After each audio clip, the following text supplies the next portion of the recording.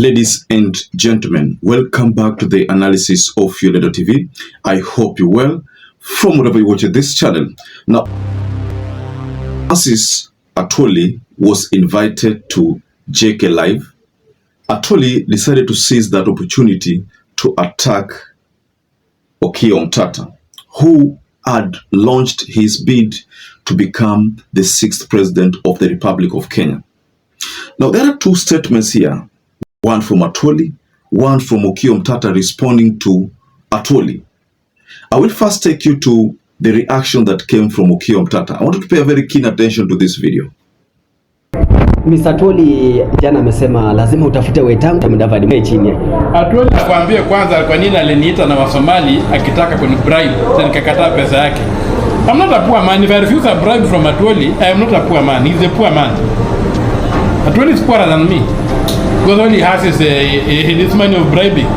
He called me to his house and tried to bribe me when I had objected to the nomination of these NLC commissioners. Yeah. So he's not the man who can talk in my face. When was that?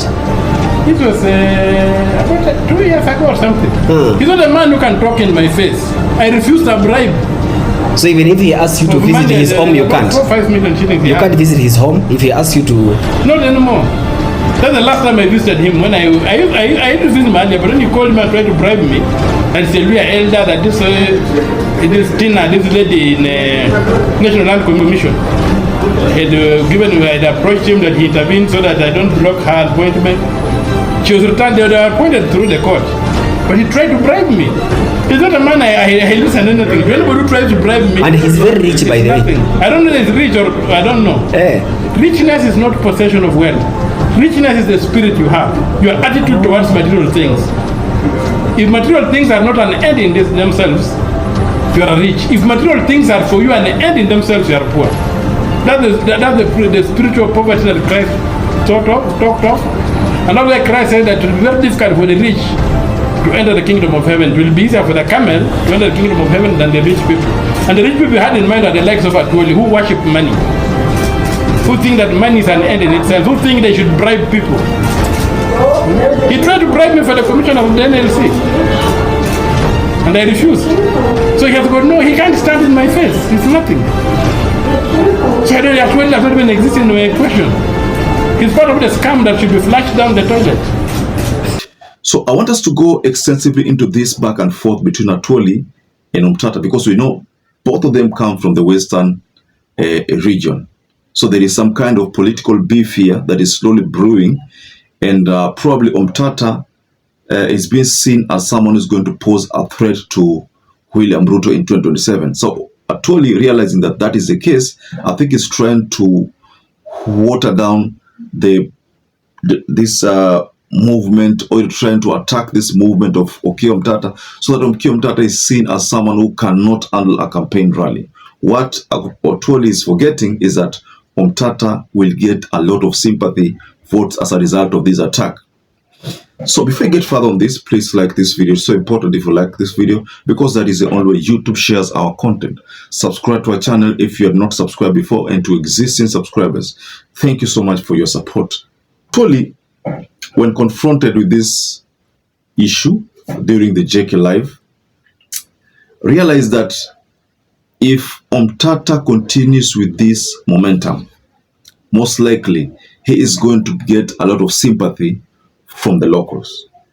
Of course, we all agree that in politics, money comes first to sustain a campaign. But take a look at this also. In America, who would have thought that Obama would become the president of America? Look at the campaign machinery that was deployed there.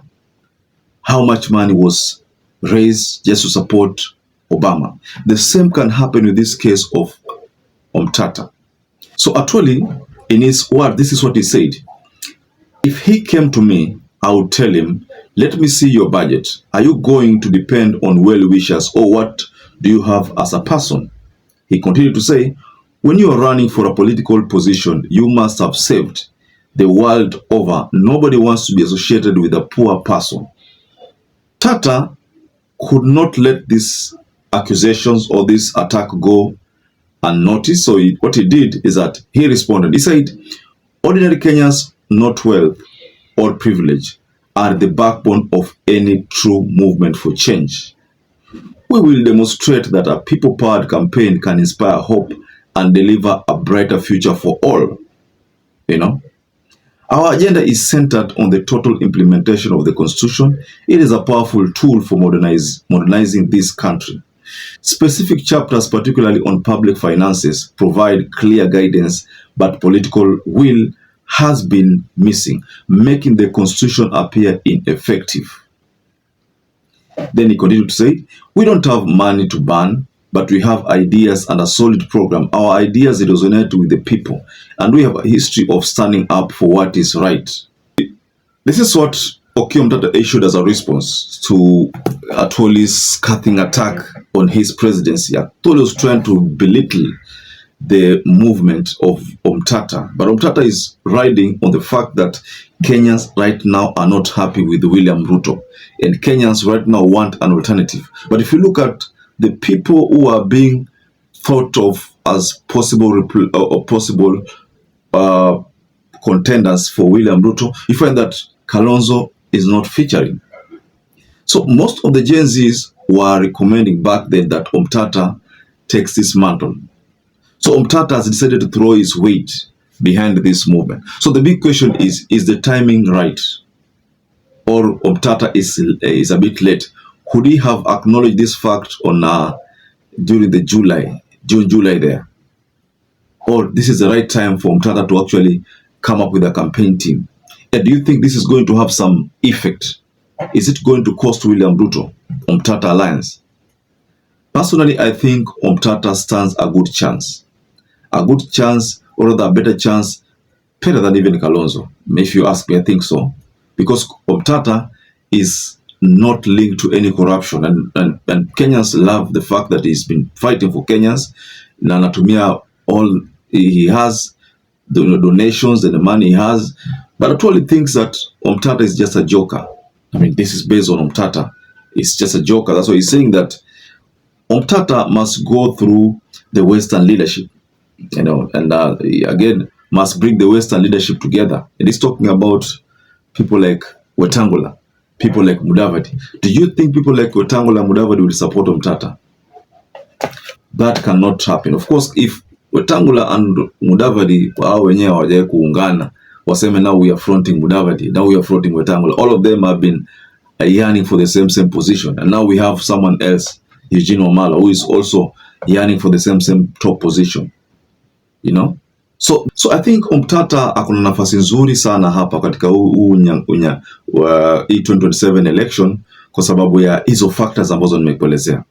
So ladies and gentlemen, what do you think of this development? Atwoli hitting at Omtatah, Omtatah responding to Atwoli and telling Atwoli it's not about money. It's all about what you stand for. Because people saw how they were given a lot of money in 2022 and then they opted to go for Ruto. And they have seen the result. So most likely they will not look for handouts. They will be looking for having someone who can deliver. According to them, they want someone who can deliver.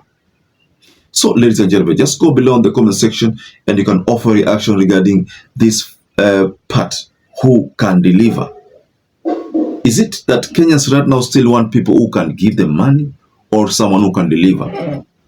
That is where Omtatah beats most of these individuals who can deliver. You know, Raila Amolo Odinga has always been crafted as someone who is very stingy. Hapeani pesa. You know? Then Ruto, when Ruto came on board, yeye alipeana pesa. Watu wakasema kwamba yule mwana apeana pesa no mzuri. Raila alikuwa apeani pesa. But now, the facts are coming out that afadhali yule ambaye apeani pesa than yule ambaye anapeana pesa alafu anasema niliwapatia pesa. You see, that is what is happening, ladies and gentlemen. So I think people are slowly trying to accept the fact that Raila's stand was right. Sio kupeana pesa. It's up to you to make a decision that you want me to be your leader or you want the other one who is giving you money. The tactic that Moi used to use ilikuwa ni kupeana pesa. And that is what William Ruto also used, realizing that the people were after money. He gave them money. They voted for him. Now they are out there crying. So Omtatah is telling Atwoli, sio lazima pesa. Ni what you stand for. The idea here is to make sure that the constitution works. That is the position of Omtatah. So, ladies and gentlemen, I'd like to rest my case there. But just go below in the comment section and you can offer a reaction on this development. So perhaps if you're watching this video and you've not subscribed, take 1 second and subscribe, like this video. Until you catch up again, stay safe and stay blessed.